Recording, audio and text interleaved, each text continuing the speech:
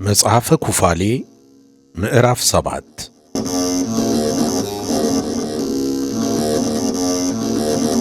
በ10ኛው ወር መባቻም የተራሮች ራሶች ታዩ። በመጀመሪያው ወር መባቻም ምድር ታየች። ውሃዎችም በ5ኛው ሱባኤ በ7ኛው ዓመት ከምድር ላይ ደረቁ። በ17ኛውም ቀን በሁለተኛው ወር ምድር ደረቀች። በ27ኛውም ቀን መርከቢቱን ከፈታት። ከውስጧም አራዊትንና ወፎችን የሚንቀሳቀሰውንም ሁሉ ሰደደ። በሦስተኛውም ወር መባቻ ኖህ ከመርከብ ወጣ።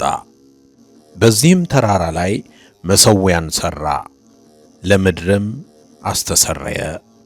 ከኖህ ጋር በመርከብ ካሉት በቀር በእርሷ ያለው ሁሉ ጠፍቶአልና የፍየል ጠቦት ሰውቶ በደሙ የምድርን ኀጢአት ሁሉ አስተሰረየ። ስቡንም በመሠዊያው ላይ አጤሰ። ላምን፣ ፍየልንና የበግ አውራን፣ ጨውን፣ እርግብንና ዋኖስንም ሰውቶ በመሠዊያው ላይ ስቡን አሻተተ። በዘይት የታሸ መሥዋዕትንም በእነርሱ ላይ ጨመረ። ደሙንና ወይኑንም አምጥቶ በሁሉ ላይ ዕጣን ጨመረበት። እግዚአብሔርም የሚወደውን በጎ መዓዛ አድርጎ አቀረበ። እግዚአብሔርም በጎ መዓዛውን ተቀበለው። የጥፋትም ውሃ ምድርን እንዳያጠፋ ከእርሱ ጋር ቃል ኪዳን አደረገ። እንዲህም አለ፣ በምድርም ዘመን ሁሉ ዘርና አዝመራ አይቋረጥም። ብርድና ሙቀት፣ በጋና ክረምት፣ ቀንና ሌሊት ሥርዓታቸውን አይለውጡም፣ ለዘላለሙም አይቋረጡም። እናንተ ብዙ፣ በምድርም የብዙ ብዙ ሁኑ፣ በላይዋም ብዙ፣ ለበረከትም ሁኑ። ከእናንተም የተነሣ መፍራትንና መንቀጥቀጥን በምድርና በባሕር ውስጥ ባሉ ሁሉ ላይ አመጣለሁ። እነሆ አውሬዎችንና ከብቶችን ሁሉ፣ በክንፍ የሚበሩትንና በምድር በባሕር ውስጥ የሚንቀሳቀሱትን ዓሣዎችን ሰጠኋችሁ። ሁሉንም ትበሉ ዘንድ ልምላሜውን ለምግብነት ሰጠኋችሁ። ነገር ግን ደም የነፍስ ማደሪያ ነውና ከሰውነታችሁ መካከል ደማችሁን እንዳልፈልግ ደመ ነፍስ ያላቸውን ሥጋ አትብሉ። ከሰውም ሁሉ እጅ ከአራዊትም ሁሉ እጅ የሰውን ደም እመረምራለሁ። የሰውንም ደም ያፈሰሰ ደሙ ይፈሳል። እግዚአብሔርም አዳምና ሔዋንን በእርሱ መልክ ፈጥሮአቸዋልና እናንተ ብዙ፣ በምድር ላይ የብዙ ብዙ ሁኑ አላቸው። ኖህና ልጆቹም በሥጋው ሁሉ ያለ ብርንዶውን ሁሉ እንዳይበሉ ማሉ። በምድር ዘመን ሁሉ በዚህ ወራት በዘላለማዊ አምላክ በእግዚአብሔር ፊት ቃል ኪዳን ገባ። ስለዚህም አንተ ከእስራኤል ልጆች ጋር በዚህ ወራት በተራራ ላይ በመሐላ ቃል ኪዳን ታደርግ ዘንድ ተናገር። እግዚአብሔርም በዘመኑ ሁሉ ከእነርሱ ጋር ስላደረገው ቃል ኪዳን በላያቸው ደምን ትረጫለህ። በምድርም ዘመን ሁሉ የወፎችንና የአውሬዎችን ሥጋ ሁሉ እንዳትበሉ በዘመኑ ሁሉ ተጠብቋት ዘንድ ይህችን ምስክር በእናንተ ላይ የተጻፈች ናት። በምድርም ዘመን ሁሉ የአውሬውን የከብቶችንና የወፎችን ሥጋ ብርንዶውን የበላ ሰው እርሱና ዘሩ ከምድር ይጠፋሉ። አንተም በዘመኑ ሁሉ በአምላካችን በእግዚአብሔር ፊት ስማቸውና ዘራቸው ጸንቶ ይኖር ዘንድ ብርንዶውን ሁሉ እንዳይበሉ የእስራኤልን ልጆች እዘዛቸው። በቀን ሁሉ በመሠዊያው አንጻር በደም ስለ እናንተ እየለመኑ እንዲኖሩ ለልጅ ልጅ ይጠብቁት ዘንድ የዘላለም ሕግ ነውና፣ ለዚህ ሕግ የዘመን ፍጻሜ የለውም። ይጠብቁትም ዘንድ እንዳይጠፉ ማታና ጠዋት ስለ እነርሱ ሁልጊዜ በእግዚአብሔር ፊት ኀጢአታቸው ያስተሰርያሉ። ዳግመኛም በምድር ላይ ጥፋት እንዳይሆን ለኖህና ለልጆቹ የቃል ኪዳኑን ምልክት ሰጣቸው። እርሷንም ዳግመኛ ለማጥፋት በዘመኑ ሁሉ በምድር ላይ የጥፋት ውሃ እንዳይሆን ለዘላለም ለቃል ኪዳኑ ምልክት ቀስቱን በደመና ውስጥ ሰጠ። ስለዚህም በዘመኑ ሁሉ ለአዲስ ኪዳን በየዓመቱ አንድ ጊዜ በዚህ ወር የሱባዔያትን በዓል የሚያደርጉ ይሆን ዘንድ ተሠራ፣ በሰማይ ጽላትም ተጻፈ። ይህችም በዓል ከፍጥረት ቀን ጀምሮ እስከ ኖኅ ዘመን ድረስ በሰማይ ስትሠራ ኖረች። ይኸውም 27 ኢዮቤልዩና 5 የዓመት ሱባዔ ነው። ኖኅና ልጆቹም ኖኅ እስከሚሞትባት ቀን ድረስ 7 ኢዮቤልዩና 1 የዓመት ሱባዔ ጠበቁት። ኖኅ ከሞተ በኋላም እስከ አብርሃም ዘመን ድረስ ልጆቹ ሕግን አፈረሱ፣ በረንዶውንም በሉ። ነገር ግን አብርሃም ብቻ ሕግን ጠበቀ። ይስሐቅና ያዕቆብም እስካንተ ዘመን ድረስ ጠበቁት። በዘመንህም በዚህ ተራራ እስካድሳቸው ድረስ የእስራኤል ልጆች ሕግን ዘነጉ። አንተም የእስራኤልን ልጆች እዘዛቸው፣ ይህችንም በዓል በትውልዳቸው ሁሉ ለእነርሱ እንደታዘዘ ይጠብቋት። በሱባዔ የምትደረግ በዓል ናትና በዓመት አንድ ቀን በዚህ ወር ይህችን በዓል ያድርጉ። የመጀመሪያውም አዝመራ የሚሰበስብባት በዓል ናትና። ይህችውም በሁለት ቀን በዓል የሚያደርጉባት 2 ዓይነት በዓል ናት። በየጊዜዋም ታደርጋት ዘንድ በጻፍሁልህ በዚህ በመጀመሪያው የሕግ መጽሐፍ ጽፌልሃለሁና ስለ እርሷ ሥራዋ እንደ ተጻፈና እንደ ተቀረጸ ከዓመት አንድ ቀን ጠብቃት። የታሰቡትም ይሆኑ ዘንድ የእስራኤልም ልጆች በየወገናቸው ለእያንዳንዱ ዓመት በዚህ ወር አንድ ቀን ያደርጓት ዘንድ ቁርባኑን ነገርሁህ። በመጀመሪያው ወር መባቻ፣ በአራተኛው ወር መባቻ፣ በሰባተኛው ወር መባቻ፣ በአስረኛውም ወር መባቻ። እነዚህ የመታሰቢያ ቀኖች ናቸው። በአራቱም ክፍለ ዓመት ጊዜ ያላቸው ቀኖች ናቸው። እነዚህም ለ8ኛው ዓመት የተጻፉና የተዘጋጁ ናቸው። ኖኅም እነርሱ ለእርሱ መታሰቢያ እስኪሆኑለት ድረስ በዓላትን ለልጅ ልጅ ለዘላለም ሠራቸው። በመጀመሪያው ወር መባቻ ለራሱ መርከብን ይሠራ ዘንድ ተነገረው። በእርሷም ምድር ደረቀች። መስኮቱንም ከፍቶ ምድርን አየ። በአራተኛው ወር መባቻ የታችኛው የጥልቁ ምንጭ አፍ ተዘጋ፣ የሰማዩም ሻሻቴ ተገታ። በሰባተኛው ወር መባቻ በምድር ያለ የምንጭ ውሃ ጉድጓድ ሁሉ ተከፈተ፣ ውሃዎችም ወደ ታችኛው ጥልቅ ይወርዱ ጀመር። በአስረኛውም ወር መባቻ የተራሮች ራሶች ታዩ፣ ኖኅም ደስ አለው። ስለዚህም እነርሱ እስከ ዘላለም ድረስ ለመታሰቢያ በዓላት አደረጋቸው። እነዚህ እንዲህ የተሠሩ ናቸው፣ ወደ ሰማይ ጽላትም ያወጧቸዋል። ከእነርሱም እያንዳንዷ ከዚችኛይቱ እስከዚችኛይቱ መታሰቢያ፣ ከመጀመሪያይቱ እስከ ሁለተኛይቱ፣ ከሁለተኛይቱ እስከ ሦስተኛይቱ፣ ከሦስተኛይቱ እስከ አራተኛይቱ ድረስ 13 ሱባዔ ናቸው። የትእዛዞች ቀኖች ሁሉ ቀን የሚቆጠርባቸው 52 ሱባዔ ይሆናሉ።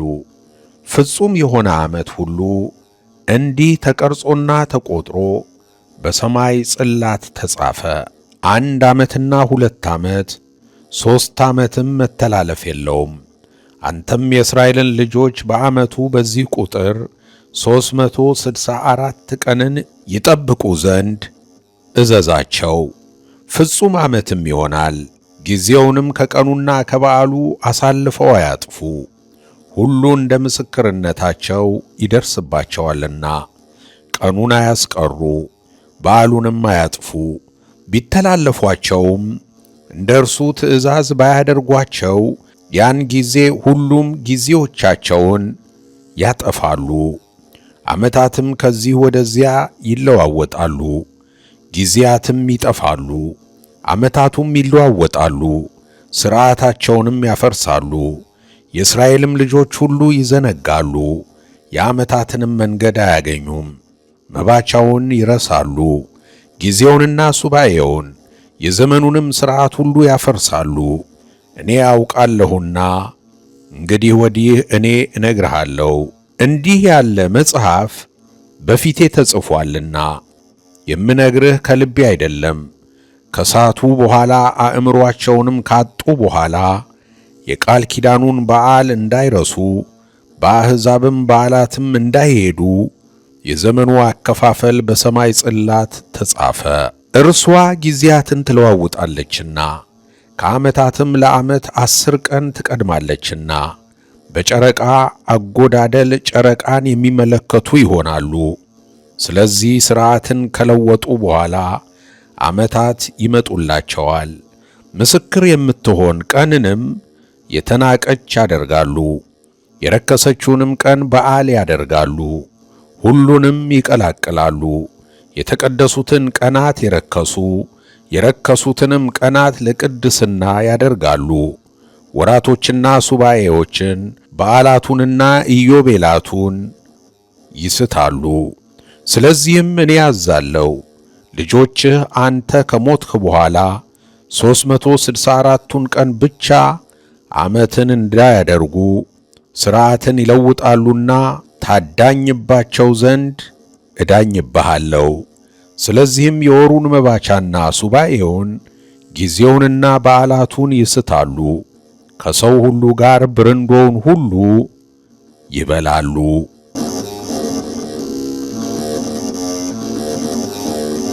መጽሐፈ ኩፋሌ ምዕራፍ 8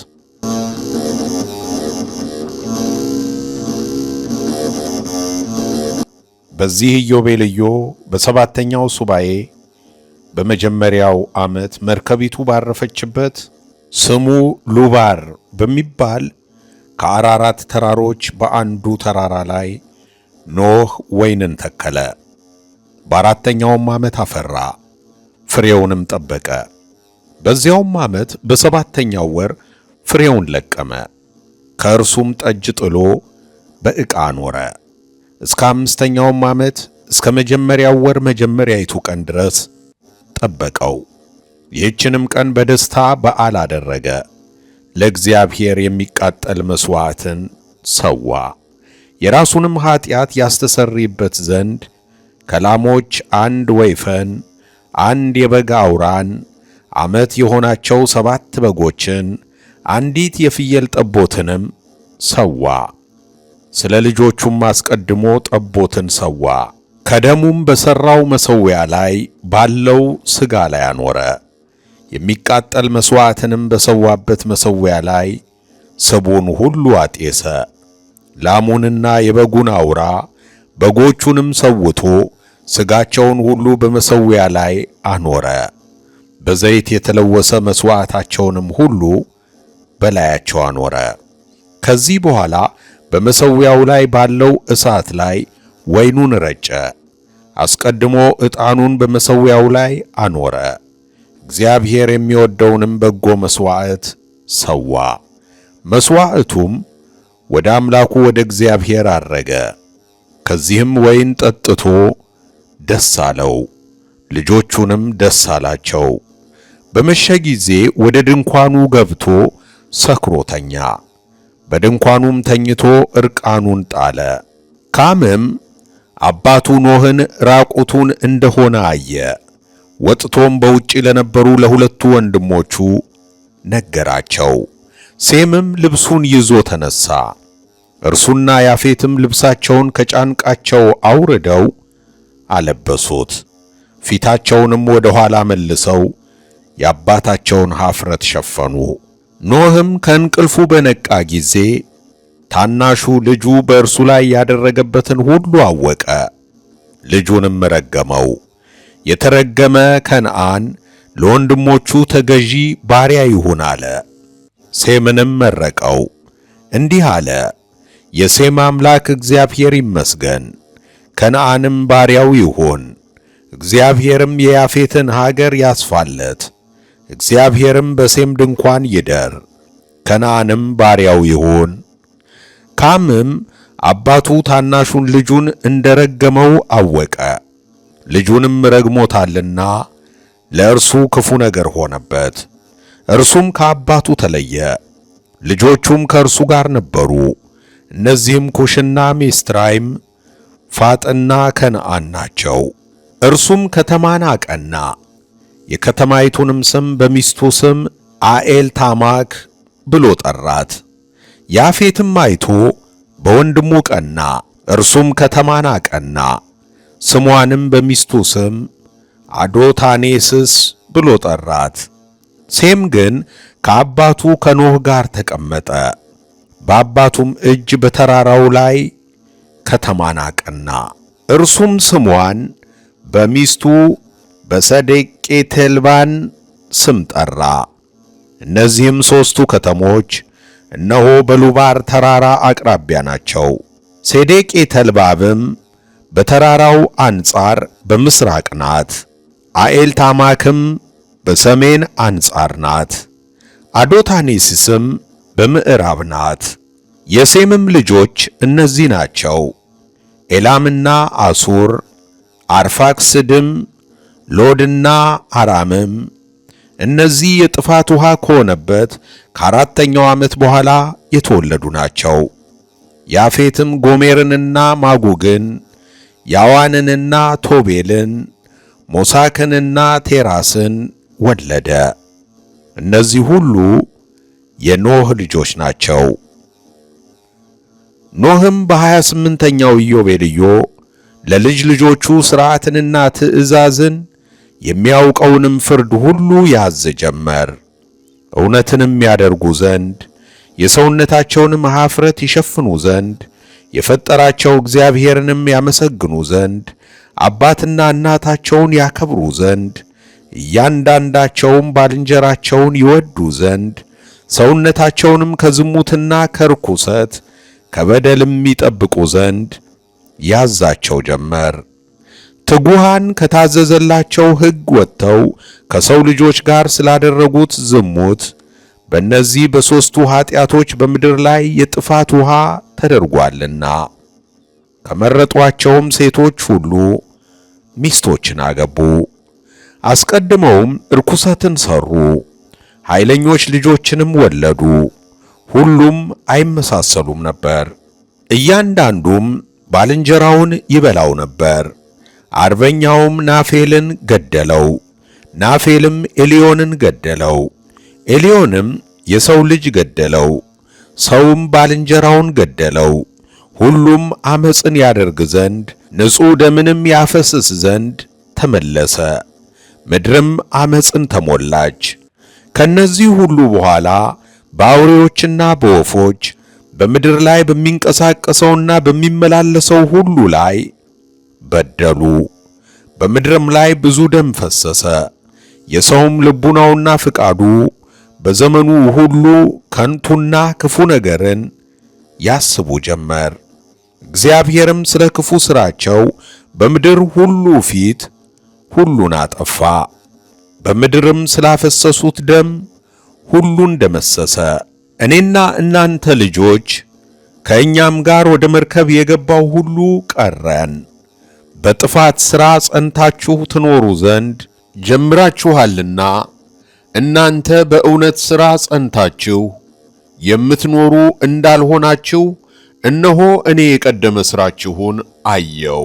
እያንዳንዳችሁ ከባልንጀራችሁ ትለያላችሁ፣ እርስ በርሳችሁም ትቀናናላችሁ። ልጆቼ አንዱ ከአንዱ ጋር በአንድነት እንደማትኖሩ እኔ አያለው። አጋንንትም በእናንተና በልጆቻችሁ ላይ እነሆ ማሳን ጀመሩ። አሁንም እኔ ከሞትሁ በኋላ በምድር ላይ የሰውን ደም ታፈሳላችሁ፣ እናንተም ከገጸ ምድር ትጠፋላችሁ ብዬ እኔ ስለ እናንተ እፈራለሁ። የሰውን ደም የሚያፈስ ሁሉና ብርንዶ የሚበላ ሁሉ ሁሉም ከዚህ ዓለም ይጠፋሉና ብርንዶንም የሚበላ ደምንም የሚያፈስ ሁሉ በዚህ ዓለም አይቀርምና ወደ መቃብርም ይሄዳሉና ቁርጥ ፍርድ ወዳለበት ወደ ሲኦልም ይወርዳሉና ሁሉም በክፉ ሞት ተይዘው ወደ ጨለማ ጥልቅ ይጣላሉና ከሰማይ በታች ልጅ የልጅ ልጅም በሕይወት አይቀርለትም። ማንኛውንም አውሬና እንስሳ በምድር ላይ የሚበረውንም ባረዳችሁ ጊዜ በዘመናችሁ ሁሉ ከማንኛውም ደም ደም ሁሉ በእናንተ ላይ አይታይ።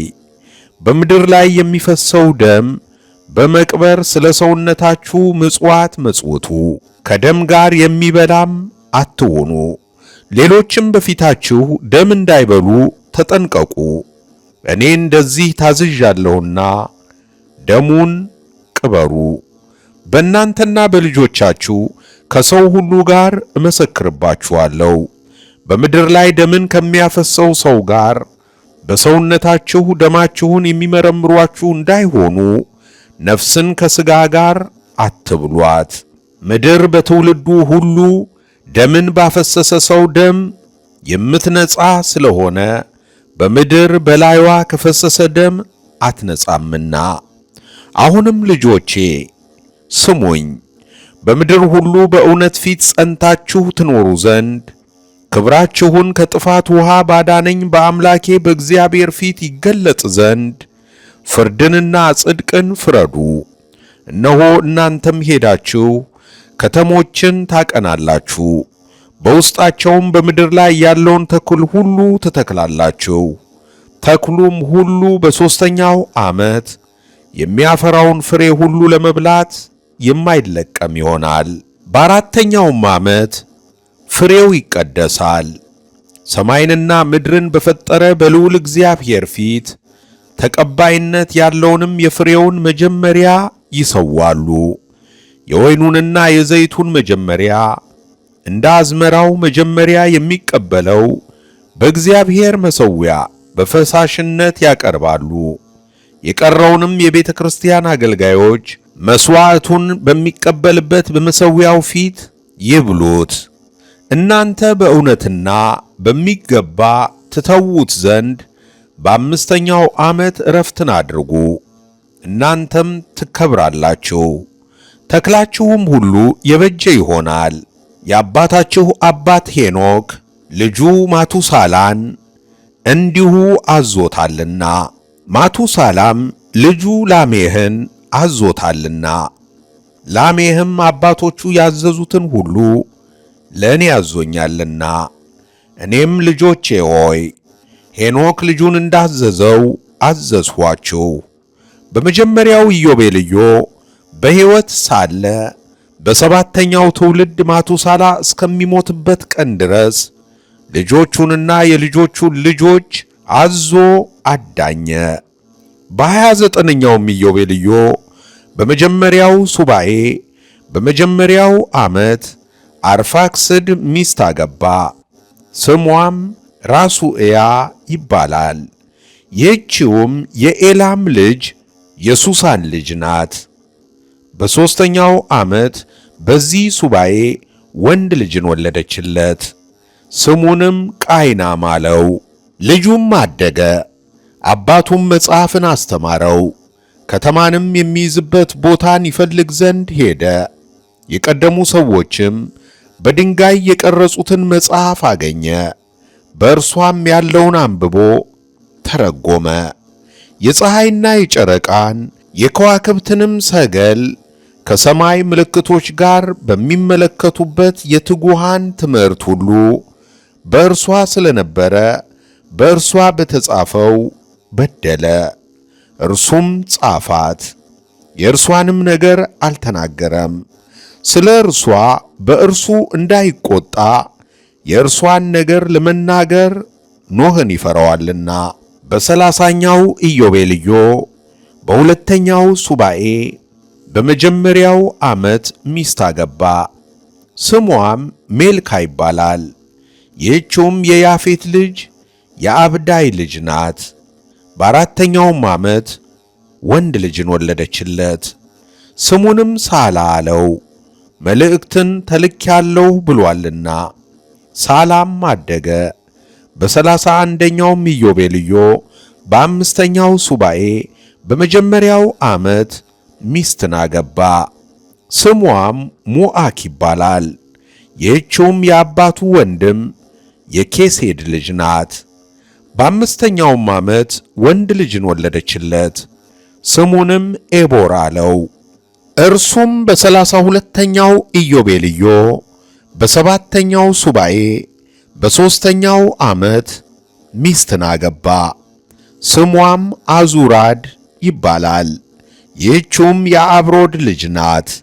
በስድስተኛውም ዓመት ወንድ ልጅን ወለደችለት። ስሙንም ፋሌክ አለው።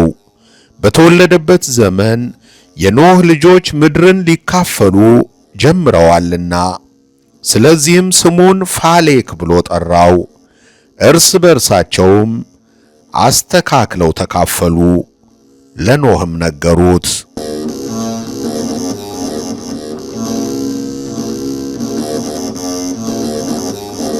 መጽሐፈ ኩፋሌ ምዕራፍ 9 በ33ኛውም ኢዮቤልዩ መጀመሪያ እንዲህ ሆነ። ለካምና ለሴም ለያፌትም ርስት ልትሆናቸው ከአንደኛው ሱባኤ በመጀመሪያው ዓመት ወደ እነርሱ ከተላክን ከእኛ አንዱ ባለበት ምድርን 3 አድርገው ከፈሏት። ልጆቹንም ጠራ፣ እነርሱና ልጆቻቸውም ወደ እርሱ ቀረቡ። 3ቱ ልጆቹም የሚይዙትን ምድር በዕጣ ከፈለ። እጃቸውንም ዘርግተው ከአባታቸው ከኖህ እጅ መጽሐፍን ተቀበሉ። ርስት አድርጎ የሚይዘው የሴም ዕጣም ለልጆቹና ለልጅ ልጆቹ ለዘላለም በመጽሐፍ የምድር መካከል ወጣ። ከአርበኞች ተራራ መካከል ከውሃውም መውጫ ጀምሮ እስከ ጢና ወንዝ ድረስ ወጣ። ክፍሉም በዚህ ወንዝ መካከል ወዳለ ወደ ምዕራብ ይደርሳል። ይህም ወንዝ ከእርሷ እስከሚወጣበት እስከ ጥልቁ ውሃ እስኪቀርብ ድረስ ወደዚያ ይሄዳል። ውሃውም ወደ ሚኦት ባህር ይፈሳል። ይህም ወንዝ እስከ ታላቁ ባህር ድረስ ይሄዳል። በደቡብም በኩል ያለው ሀገር ሁሉ ለያፌት ደረሰ። በሰሜን በኩል ያለውም ሀገር ሁሉ ለሴም ደረሰ። ወደ ኮራሶ እስኪቀርብ ድረስ ይሄዳል። ይኸውም ወደ ሰሜን የሚመለከት ሕጽነ ልሳን ነው። ክፍሉም ወደ ታላቁ ባህር ይደርሳል።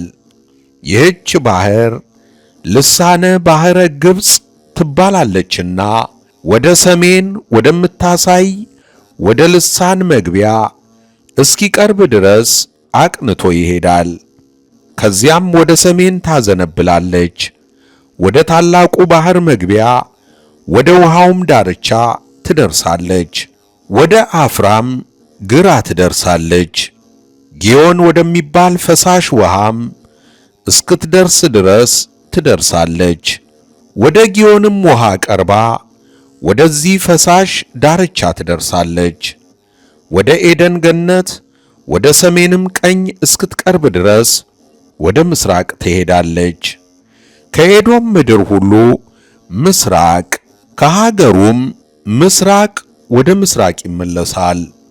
ስሙ ራፋ ወደሚባል ተራራ ምስራቅ እስኪቀርብ ድረስ ይመጣል። ወደ ጢና ወንዝ መውጫ ዳርቻም ይወርዳል። ይህችም ክፍል ለዘላለም ሊይዟት ለሴምና ለልጆቹ ለልጅ ልጆቹም እስከ ዘላለም ድረስ በዕጣ ወጣች። ኖህም ይህን ክፍል የሴምና የልጆቹ ዕጣ ነውና ደስ አለው። የሴም አምላክ እግዚአብሔር ይመስገን፣ እግዚአብሔርም በሴም ማደሪያ ይደር ብሏልና በአፉ በትንቢት የተናገረውን ነገር ሁሉ አሰበ። የኤዶም ገነት ከከበሩ የከበረች የእግዚአብሔርም ማደሪያ እንደሆነች አውቋልና ደብረ ሲና በምድረ በዳ መካከል ናት፣ ደብረ ጽዮንም በምድር እንብርት መካከል ናት። እነዚህ ሦስቱ ሁሉ አንዱ በአንዱ አንጻር ለቅድስና ተፈጠሩ። በአፉ ቃለ እግዚአብሔር እንዲናገር ያደረገውን የአማልክት አምላክ እግዚአብሔርን እስከ ዘላለም ድረስ አመሰገነ። የተባረከ ክፍልና በረከት ለሴምና ለልጆቹ ለልጅ ልጆቹም እስከ ዘላለም ድረስ እንደደረሳቸው አወቀ። የኤዶም ምድር ሁሉ፣ የኤርትራ ባህር ዳርም ሁሉ፣ የምስራቅ ምድር ሁሉ፣ በኤርትራና በተራሮቹ መካከል ያለው ህንድ የባላን ሀገር ሁሉና የሊባኖስም ሀገር ሁሉ፣ የካፍቶር ደሴቶችና የሳኔር ተራራ ሁሉ፣ አማናና የደቡባዊው አሱር ተራራ፣ የኤላም ሀገር ሁሉ፣ አሱርና ባቢል፣ ሉሳንም፣ ማዕዳይና የአራራት ሀገር ሁሉ በደቡብ በኩል ካለው ከአሱር ተራራ ማዶ የባህሩ ወደብ እንደደረሱት አወቀ። የተባረከችና ሰፊ የሆነች በውስጧም ያለ ሁሉ እጅግ ያማረ ምድር። ሁለተኛው ዕጣ ወደ ጊዮን ማዶ በገነት ቀኝ በሰሜን በኩል ለካም ወጣ፣ ወደ ሰሜንም ይደርሳል። ዋዕይ ወደ ጸናበት ተራራም ሁሉ ይደርሳል። በአጤል አንጻር ወዳለ ወደ ምዕራብ ይደርሳል። ወደ ማዕከክ ባህር እስኪቀርብ ድረስም ወደ ምዕራብ ይደርሳል። ይህችውም የሚጠፋው ሁሉ ወደ እርሷ የሚወርድባት ሀገር ናት። ወደ ደቡብ ወደ ጋዴት ዳርቻ ይወጣል።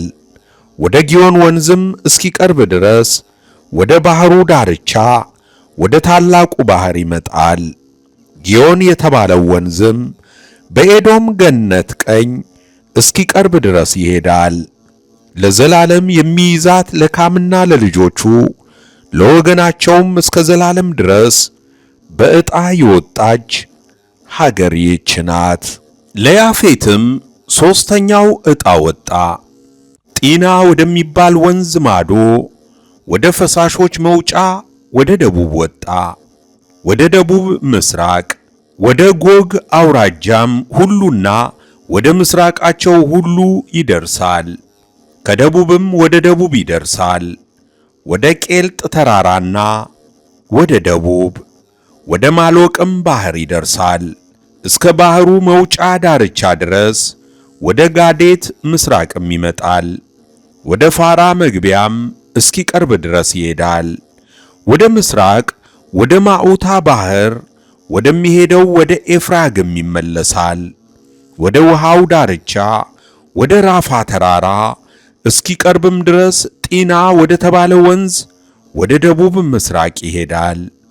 ደቡብንም ይዞራል። ለዘላለሙ በርስትነት ዕጣ የሚይዛት ለያፌትና ለልጆቹ ለወገኖቹም የወጣችለት ምድር ይህች ናት። ታላላቅ ደሴቶቿም 5 ናቸው። በደቡብ በኩል ያለችውም ሀገር ሰፊ ናት። ነገር ግን የያፌት ሀገር ቀዝቃዛ ናት። የካምም ሀገር በረሃ ናት። የሴም ሀገር ግን ከውርጭና ከዋዕይ ጋር የተቀላቀለች ናትና ቆላም ደጋም አይደለችም። ካም በልጆቹ መካከል አካፈለ። የመጀመሪያው ዕጣም ለኩሽ ወደ ምስራቅ ወጣ። ምዕራቡም ለምድራይም ወጣ። ምዕራቡም ለፋጥ ወጣ። ምዕራቡም ለከነዓን ወጣ። በምዕራቡም በኩል ባህር ነበር። ሴምም በልጆቹ መካከል አካፈለ። መጀመሪያው ዕጣ ለኤላምና ለልጆቹ እስከ ህንደኬ ምድር ሁሉ ምስራቅ እስኪቀርብ ድረስ ወደ ጤግሮስ ወንዝ ምስራቅ ወጣ። ኤርትራም በእጁ ነበር። የዲዳን ውሃ፣ የሞብሪ ተራሮች፣ የኤላ ሀገር ሁሉ፣ የሱላም ሀገር ሁሉ፣ በፌርኖክ በኩል ያለው ሁሉ እስከ ኤርትራ ባሕርና እስከ ጢና ወንዝ። ለአሦርም ሁለተኛው ዕጣ ወጣ። የአሦርና ነነዌ ሀገር ሁሉ፣ ሰናዖርም፣ ሳድም እስከ ህንደኬ አቅራቢያ ድረስ ወደ ወድፋ ፈሳሽም ይደርሳል። ለአርፋክስድም ሦስተኛው ዕጣ ወጣ። የክላውዲዮን አውራጃ ሀገር ሁሉ፣ ለኤርትራ ባሕር የቀረበው የኤፍራጥስ ምስራቅም ወደ ግብፅ እስከምትመለከተው እስከ ልሳነ ባሕር አቅራቢያ ድረስ የምድረ በዳው ውሃ ሁሉ፣ የሊባኖስና የሳኔር ሀገር አማንም እስከ ኤፍራጥስ ድረስ። ለአራምም አራተኛው ዕጣ ወጣ። በጤግሮስና በኤፍራጥስ መካከል የመስጴጦምም ሀገር ሁሉ በክላውዲዮን ደቡብ ወዳለው እስከ አሱር አቅራቢያ ድረስ የአራራትም ሀገር ሁሉ የእርሱ ነው። ለሉድም አምስተኛው ዕጣ ወጣ። የአሦር ተራራ ሁሉ ወደ ታላቁ ባሕር እስኪቀርብ ድረስ የእርሱ ዕጣ ነው። ወደ ወንድሙ ወደ አሦር ምሥራቅም ይደርሳል። ያፌትም ምድረ ርስትን በልጆቹ መካከል ከፈለ። መጀመሪያውም ዕጣ ከደቡብ አንጻር ጀምሮ እስከ ጢና ወንዝ ድረስ በምሥራቅ በኩል ለሴሜር ወጣ። በደቡብም በኩል የደቡብ ዙሪያ ሁሉ ለሚዓት ባሕር እስኪቀርብ ድረስ ለማጉግ ወጣ። ከምዕራቡ ጀምሮ እስከ ደሴቶችና እስከ ደሴቶችም ዳርቻ ድረስ ለሁለቱ ወንድሞች ሁሉ ይይዝ ዘንድ ለማዳይ ደረሰ። ለኢዮኤያንም አራተኛው ዕጣ ወጣ። ደሴቱ ሁሉ በሎድም አንጻር ያሉ ደሴቶች ሁሉ ለቶቤልም እስከ ሁለተኛይቱ ልሳን ድረስ ወደ ሉድ ዕጣ በምትቀርብ በልሳን መካከል አምስተኛው ዕጣ ወጣ። የሁለተኛይቱም ልሳን አውራጃ እስከ ሦስተኛይቱ ልሳን ድረስ ነው።